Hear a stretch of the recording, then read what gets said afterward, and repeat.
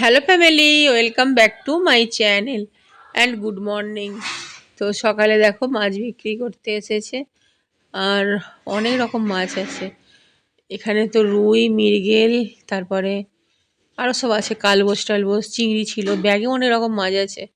তো আজকে আমাদের মাছ নেওয়া হয়নি, কিন্তু জুন ভিডিও করবে বলে, আর ওই ভাই বলে তাড়াতাড়ি আয়, ভিডিও করবি। তো জানে আর কি আমরা ভিডিও করি, কি কি মাছ আছে তার মধ্যে পছন্দ হলে মাছ কিনি, এমন নয় যে মাছ কিনি না। আর এখন হচ্ছে সরি, এখন হচ্ছে তেলা কচু শাক কাটতে যাচ্ছে।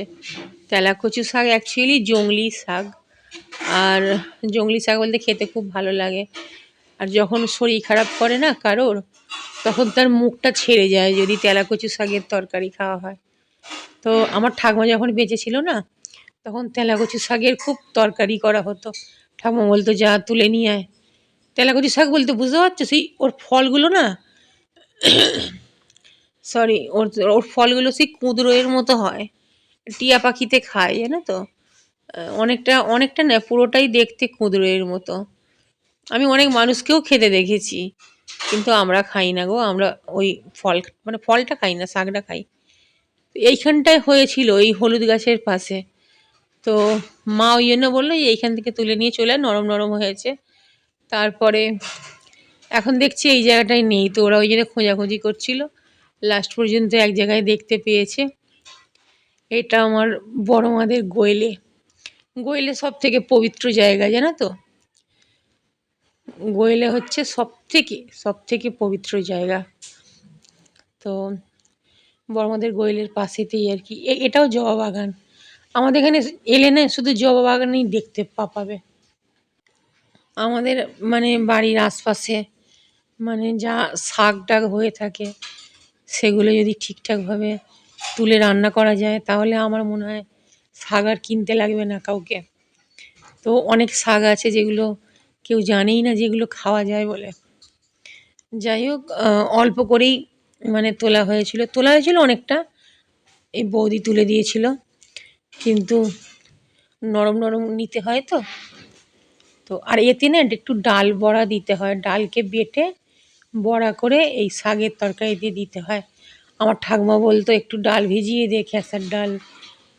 ঠাকুমা তো পারতো না, ঠাকুমা আমাকে বলতো একটু ডাল ভিজিয়ে দে। তারপরে আমাদের তো জয়েন্ট ফ্যামিলি ছিল তখন, খুব বড় একটা শিলনোড়া ছিল। তো ঠাকুমা বলতো আমি দেখিয়ে দিচ্ছি, এইভাবে ডালটা বাট। তো এই ডাল বেটে আর তরকারি করা হতো। তরকারিটা আমি করতাম না, মাই করতো, তবে ঠাকুমা বলে দিত। আর তোমাদের এইখানে একটা জিনিস আমি দেখাই, যেটা হচ্ছে বেগুনটা দেখাতে পারলে খুব ভালো হতো। এটা হচ্ছে ভাইদের, ভেতরে হয়তো আরও গাছ আছে আমি জানি না, এই সামনে দুটো গাছ আছে ভাইদের বেগুন গাছ। এত সুন্দর বেগুন হয় না গাইস, মানে মা কদিন আগে কি রান্না করছিল, শাকেরই মনে হয় কোনো তরকারি রান্না করছিল। তো ভাই গোয়েলে ছিল, মা বলে তোদের গাছে বেগুন আছে? তো ভাই সঙ্গে সঙ্গে বেগুন তুলে দিয়ে এলো গাছ থেকে। মানে বেগুনগুলো দেখলে না মনে হবে সাজিয়ে রাখি, খাবো না, এত সুন্দর বেগুন। ওগুলোকে কি শোলা বেগুন বলে মনে হয়, জাতটাই খুব সুন্দর, মানে খুব সুন্দর, নরম, খুব সুন্দর দেখতে। আজকে বেগুন তো তোমাদের দেখাতে পারলাম না, তার কারণ হচ্ছে বেগুনটা হচ্ছে ওই ওই সামনে না আমার জেঠুদের বাছুর বাঁধে, আর বাছুরে না সব খেয়ে নিয়েছে। আমি তোমাদের চেষ্টা করছিলাম যে একটু দেখাবো, ভালো লাগে বলো দেখতে, গাছে ফল হয়ে আছে দেখতে সবসময়ের জন্যই ভালো লাগে। আচ্ছা, আমাদের বাড়ি থেকে এখন কিন্তু বেরোনো হলো, ঠিক আছে, এখন যাচ্ছি মেজ ননদের বাড়ি। ঠিক আছে, আমার মেজ ননদের বাড়ি আর আমাদের বাড়ি কতটা তফাৎ তোমাদের দেখাবো। আর এটা হচ্ছে আমরা মেন রাস্তা দিয়ে যাচ্ছি, আর ডান দিকের বাড়িটা আমার ভাইদের বাড়ি, মানে আমার নমাদের বাড়ি। এখানে সব বাড়িগুলো তো বড় বড়, ওই জন্য অনেকটা করে জায়গা নিয়ে, তো যার জন্য একটু দূর দূর লাগে। নমাদের বাড়ির পরে এটা হচ্ছে কাকিমাদের বাড়ি। মানে ভাই যাকে আমি বলি, আমার ভাই বলতে ওইটাই একটাই ভাই, বাকি সব দাদা। আর এইটা হচ্ছে একটা বৌদির বাড়ি, মানে মেজ বৌদির বাড়ি, মানে এটা পাশের বাড়ির বৌদির বাড়ি। আমার মেয়ে এই বাড়িটায় ঢুকে পড়ছিল ওর পিসুমনির বাড়ি ভেবে, ও গুলিয়ে ফেলে। আর এটা হচ্ছে আমার মেজ ননদের বাড়ি। তো জুন না গেটটা অনেকক্ষণ ধরে দেখছে যে আসলে এই বাড়িটাই তো। তারপরে ওর মনে পড়েছে যে না এই বাড়িটাই। ভেতরে কেউ আছে কি তাও জানে না। ও মানে প্রথমবার এলো একা একা। আমি বলেছিলাম একটু ভিডিও করবি, তো মনে হচ্ছে কেউ নেই। ও তাও ডেকেছে পিসুনি পিসুনি করে, পিসুনি পিসুনি করে ডাকার পরে ওর পিসুনি সাড়াও দিয়েছে। সেও বুঝতে পারেনি যে জুন এসছে। আসলে হঠাৎ জুন হঠাৎ আসবে কেন, এরা তো কারো মাথাতেই আসবে না। আর তারপরে ও একটু দাঁড়িয়েছিল, তারপর চলে এসেছে। বাড়ির সামনেটা দেখো কত সুন্দর লাগছে। আমি যখন দেখলাম ভিডিওতে যে এত ভালো লাগছে, তখন জুনকে বলি, জুন আর একদিন যাবি, গিয়ে খুব সুন্দর করে ভিডিও করে আনবি। সামনেটা ওই পুকুরটা না জল টল পরিষ্কার তো। আগে এই পুকুরের জল খুব খারাপ ছিল, কেউ ব্যবহার করতে পারতো না। এখন জলটাও ভালো হয়ে গেছে, আর চারিদিকে গাছপালাগুলো অনেকটা হালকা হয়ে গেছে, কিন্তু সুন্দরও হয়ে গেছে। যাই হোক, এটা হচ্ছে অনেকটা পরে জুন বাড়ি চলে এসছে। আর এই আনারসটা না আমার ছোটো বোন আমার জন্যে কিনে পাঠিয়েছে। কেন পাঠিয়েছে জানো? আমাদের এখানে পূর্ণিমা ছিল না কদিন আগে, তো পূর্ণিমাতে সবাই সিন্নি প্রসাদ দিয়ে গেছে। এবার ওতে আনারস ছিল। আনারসটা আমি খুব আগ্রহ দেখিয়ে খেয়েছি বলে আমার ছোটো বোন মানে ভেবেছে যে আমি আনারস খেতে খুব ভালোবাসি, সেই জন্যে মানে বড় একটা পাকা, কি মিষ্টি ছিল জানো তো আনারসটা, যেমন মিষ্টি তেমন পাকা, সাইজটাও বড় ছিল। তো ছোটো বোন কী করেছে, ওই আনারসটা কিনে পাঠিয়ে দিয়েছে ছোটো ভগ্নিপতির হাতে। আর এই দেখো এইখানে মানে কুলেখাড়া গাছ, কদিন আমার জন্য শাক আনা হচ্ছিল না, তো সেখান থেকে কটা গাছের ডালকে ওই একটা টব খালি ছিল, টবে লাগিয়ে দেওয়া হয়েছে। গাছগুলো ধরে গেছে কিন্তু। আর এটা হচ্ছে পরের দিন সকাল। পরের দিন সকাল বলতে সবাই চা খাচ্ছে আর কি। আর তোমাদের তো রাতের ভিডিও আমি মানে ভাবি দেবো, কিন্তু দেওয়া হয় না। যাই হোক, গতকাল কিন্তু কুলে কি শাক, ওটা তেলাকচি শাক, তেলাকচি শাক কিন্তু আমরা খেয়েছি, ডাল বড়া দিয়ে তরকারি। আর খেসার ডালটা না আমাদের আন্দুলে খুব একটা পাওয়া যায় না সব দোকানে, তো খেসার ডালটা এইখানে পাওয়া যায়, খেতেও ভালো লাগে। আগে জানতাম খেসার ডালটা আমিষ, কিন্তু এখন জানি নিরামিষ। এখানে আমি শুয়ে আছি, শুয়ে আছি বলতে কি, ব্যায়াম করছিলাম, ব্যায়াম করার পরে খুব কষ্ট হচ্ছিল, কোমরে লাগছিল, ওই জন্য কোমরটা ধরে শুয়ে পড়েছি। সরি। অনেকক্ষণ যখন ব্যায়াম করি বা অনেকক্ষণ যখন বসে থাকি, আমার তো কোমরের সমস্যা বরাবরই। আমার যতদিন বাচ্চা হয়েছে ততদিন থেকেই আমার কোমরের সমস্যা। তো ওই কোমরটা ধরে ওই জন্য শুয়ে পড়েছি, কষ্ট হচ্ছিল বলে। আর এই হচ্ছে ভাই, ভাই সকালে মাছ নিয়ে বেরিয়ে গিয়েছিল।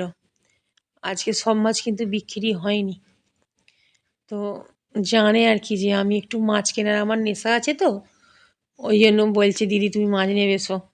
মাছগুলো খুব সুন্দর মাছ, এই ভাই মাছ খুব যত্ন করে। দেখলে রুই মাছটা কত সুন্দর, মনে হচ্ছে এক্ষুনি ধরে নিয়ে এসছে। আর ইলিশের তো কথাই নেই, ইলিশগুলো 500 550 সাইজের হবে, খুব ভালো মাছ, কিন্তু দামটা অনেকটা। আর দামটা অনেকটা বলতে 1000 টাকা করে দেবে বলছিল লাস্ট পর্যন্ত, প্রথমে 1200 1300 বলছিল। কিন্তু দামের জন্য নয়, মেন হচ্ছে কেউ খাবার নেই জানো তো, আর আমি এখন খেতে পারি না। ওই একদিন শখ করে নেওয়া হয়েছিল, খাওয়া গেছে, শখও মিটে গেছে। আমি কিছু খেতে পারি না জানো তো এখন। আগে মাছ খেতেও পারতাম, মাছ কিনতে পছন্দও করতাম, এখন কিনতে ভালোবাসি, কিন্তু সবাই বকে, কেউ খাওয়ার লোক নেই তো। আর আমি যখনই মাছ কিনি, আমার ছোটো বোন বলবে কি জানো তো, আরে এই মাছটা তো, এটা তো আমি আমি ধরো 500 টাকা দিয়ে কিনেছি, আরে এইটা তো যদি 200 টাকা দিয়ে, আমাকে যদি পয়সা দিতে আমি 200 টাকা দিয়ে এনে দিতাম, তোমার কাছ থেকে দাম বেশি নিয়েছে জানো তো, এরকম করে বলে। তখন মনটা আমার খারাপ হয়ে যায়, 1 নম্বরের ঢপবাজ, ঠিক আছে। ওই জন্য আমি আজকাল দাম কমিয়ে ওকে ওকে বলি, যাতে ও আর দাম না কম করতে পারে। যেমন সেদিনে আমি পমফ্রেট মাছগুলো যে দামে কিনেছি তার থেকে আরও কম দামে বলেছি, ওই জন্য আর কিছু বলতে পারিনি। আর আর ছোটো বোন তো তাও ঠিক আছে, বাপি কি বলে জানো? আচ্ছা এখন কিন্তু আবার আমার মেজো ননদের বাড়িতেই যাচ্ছি, আর বাপি কি বলে জানো তো, আমি যখনই মাছ কিনি বাপি বলে পচা মাছ। পচা মাছ কে কে কিনেছে, কেন কিনেছিস, কে খাবে, নাক তুলবে, এইসব করে বলে না আমি আর মাছ কিনি না, জানো তো। আমার মা করে না, আমার মা জানে, মাকে দেখেই তো কিনি। পাশে যে দাঁড়িয়েছিল ওটা আমার মেজো বৌদি, আর এটা হচ্ছে সেজ বৌদির বাড়ি।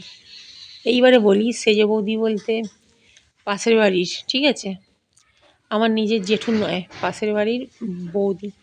আর যেটা সেজ বৌদি ওটাই হচ্ছে আমার মেজো ননদ হয়। তোমাদের একটা ছোট্ট কথা শেয়ার করি, তোমরা ততক্ষণ ঘরটা দেখে নাও।